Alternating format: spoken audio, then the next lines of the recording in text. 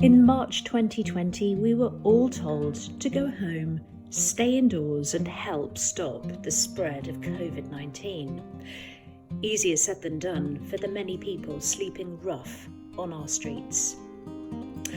Since then, KCAH workers have helped more than 120 people off the streets and into somewhere safe to sleep, like local hotels.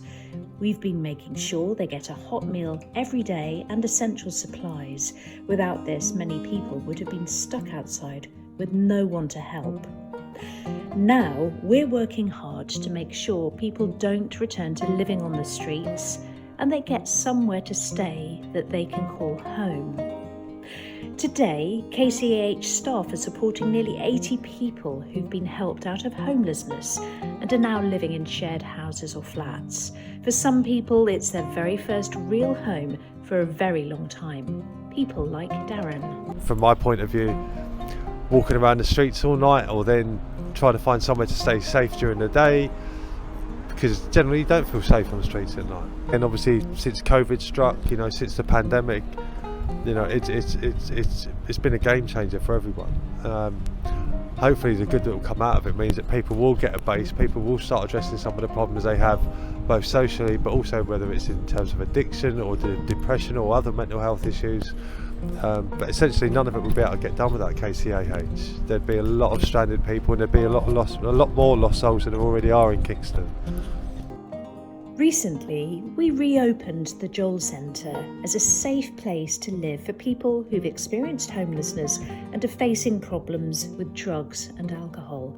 The one thing that we have really tried to make is that Joel feels like home.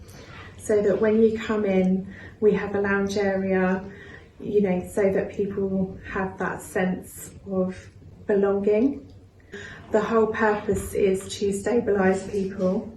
So we will be taking people that are actively drinking and taking drugs. And the idea will be that we stabilise them to a point where they can then go on and live successfully, independently, manage tenancies, maybe go on to training, education, employment, and live a really fulfilling life. And we want to have things on the timetable that are led by the residents that are living here. So talking to people about what inspires them, what lights them up. So when they're doing these group activities, that they're actually engaging in some positive activities, but they're also then spending that time away from the things that we want them to move away from within their recovery journey. We really want to get that sense of community and that feeling that we are all together. Part of that will be around dinner times and sitting around the table at dinner like you would at home with a family, someone setting the table, someone helping out cooking with the dinner with the member of staff. We're going to get people shopping together as well, so that we get that real sense of community. Together, we can all help support people who don't have a home and need a new start in life.